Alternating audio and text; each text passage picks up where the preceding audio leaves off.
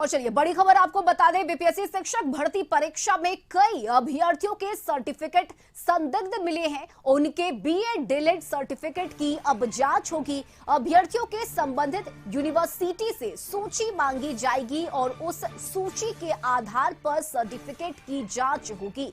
ये बड़ी खबर आपको बता रहे हैं, बीएड डीएलएड सर्टिफिकेट की अब जांच की जाएगी।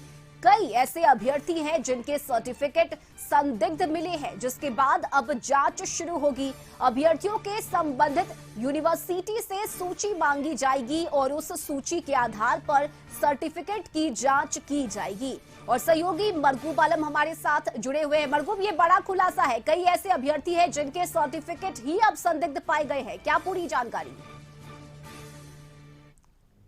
कह सकते हैं कि तैयारी की गई है शिक्षा विभाग की तरफ से, राज्य सरकार की ओर से।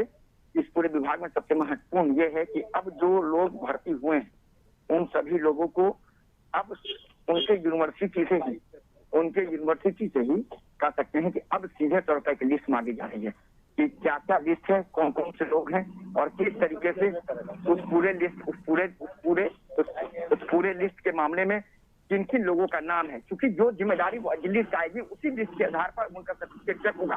पहले क्या होता था कि कॉलेजों में जब सर्टिफिकेट जाता था तो वहां से जो लोग फेल भी हैं उनका ओके करके भेज दिया जाता है, बाद में वो फर्जी साबित होता था।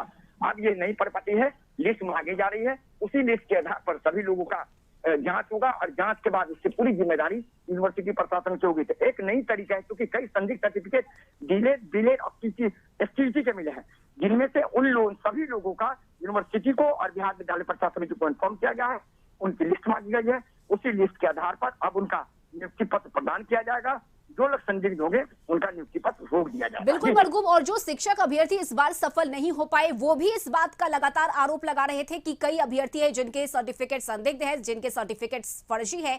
तो अब कहीं ना कहीं वो आरोप सच साबित होते हुए नजर आ रहे हैं। आरोप सच साबित की बात निश्चित तौर पर वो एक अलग चीज है, लेकिन ये पूरा